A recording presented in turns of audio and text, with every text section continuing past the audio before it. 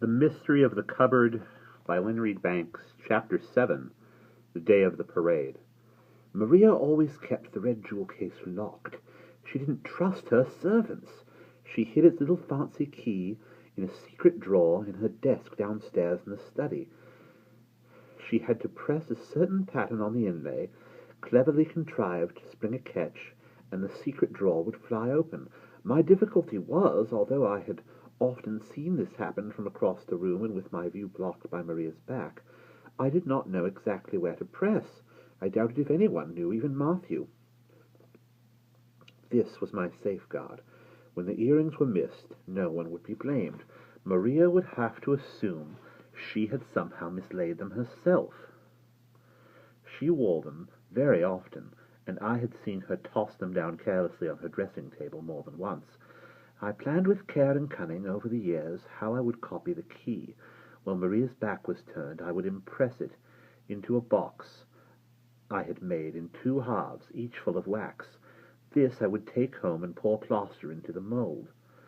I would then smear the plaster key with oil and make another mold with more plaster, and into this I could pour some of my liquid lead to have an exact copy. I carried the little box of wax about with me, in my pocket, waiting my chance. And of course it came. Opportunities for mischief always come. There came a great day for England in November 1918, Armistice Day. The Great War was over, everyone was rejoicing, and there was to be a parade through the streets of London. The devil that had hold of me made me bold and reckless. I had a picture in my mind of myself like royalty, wearing my theatrical finery, all feathers and furbelows, and my boldest stage dress, bright red satin trimmed with black braid, riding my own horse out there in front of the parade. Well, I had no horse, but that didn't stop me. I hired one. Yes, I did. I rifled my savings and hired the tallest and gentlest horse in the West End livery stables had to offer. I told the groom to deck him out in all his braces and all his brasses and ribbons in red, white, and blue, and polish his bridle and side saddle till they gleamed, and bring him to the starting place. This was to be my moment, my day as it was England's, and I meant to make the most of it. And then, quite suddenly, I thought what would make it all complete. I thought of Lottie. On the crest of my wave, I took a cab to Maria's. The streets of London were choked with people and traffic. The noise of horns blaring and music and cheering were deafening, but I got through and crossed the river to Clapham. I beat on her door, and the maid, Millie, let me into the hall, and Matthew came, and Maria. They looked astonished to see me standing there in all my finery. "I'm going to ride in the parade," I gasped out, and then I told them what I wanted. I wanted Lottie to ride with me, up in front of me on the horse, at the head of the parade. Maria was horrified. "But it would be dangerous. What if she fell? All those people, she'd be trampled." "She won't fall," I said, "I promise you." Maria, let her do it. It's something she'll never forget. The end of the terrible war. A day of triumph and joy. Don't make her watch it all tamely from the pavement. Let her be part of it. "But, Jessie, she's not even 8 years old. What will people think?" I thought I'd lost, but suddenly, to my astonishment, Matthew stepped in. "Yes," he said. I'll never forget it, the way he spoke. What a man! Such a ringing tone of audacious decision. "Yes, Maria, we'll allow this. The occasion is unique, and we must rise to it. Indeed, it is something she will remember all her life, and we will go and watch our little daughter on her victory ride." You, reader of the future, mark me. My sister was not defeated yet. She turned to her husband and said, "But in the big crowd there may be people who will recognize Jessie, people who know," and she looked sideways at me, her black sheep sister.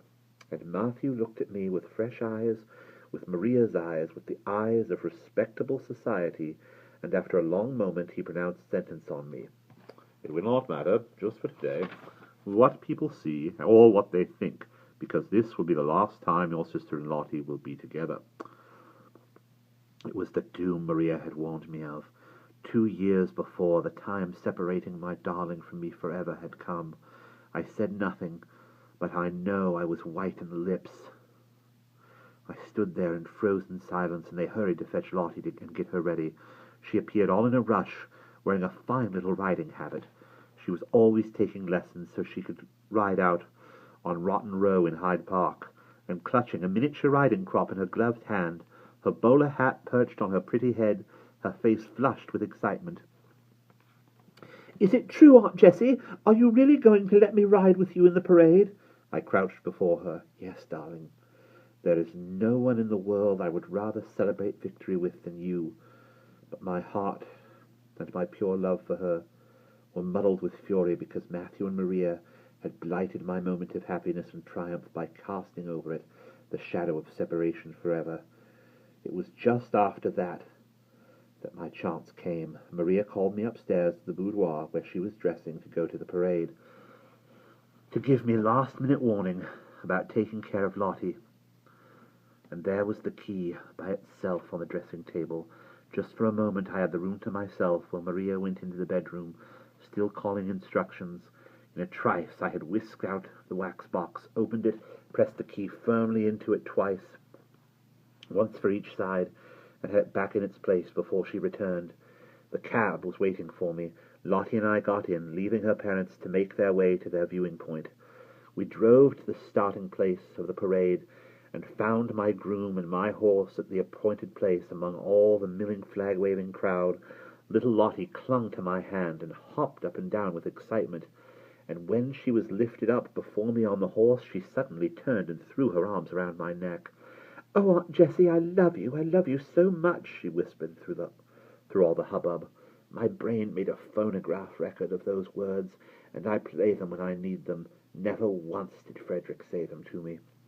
What a ride we had, high up above the crowd, with our fine mount clopping along in stately splendor, all the festivities going on around us, as far as the eye could see, and carriages rolling before and behind. We didn't actually lead the parade, of course, but Lottie didn't care. Around Parliament Square, up Whitehall, through Trafalgar Square, where the crowds were absolutely going wild with joy and cheered us hysterically as we passed down the Mall, past Buckingham Palace, thick with more cheering, flag-waving crowds. My heart was high. I felt so proud of my country and of my little Lottie riding before me so bravely. For the last time in my life I was even proud of myself. I didn't see Maria and Matthew in the crowd, but Lottie spotted them near the palace, and her little dignity broke, and she very nearly did fall off the horse, bouncing and waving. But I held her tightly, and all was well. We rode on through the throng to Victoria Station, where the parade broke up, and my groom was waiting to take our good mount back to the stables. And our great day was over. I took Lottie home in another cab. What an expense, 2 in one day! Well, it was only once.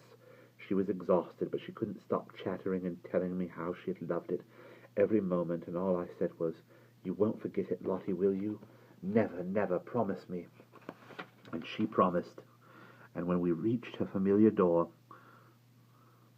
she hugged and kissed me again and rushed out to the cab, and then stopped and came back. "Aren't you coming to help me tell them, Aunt?"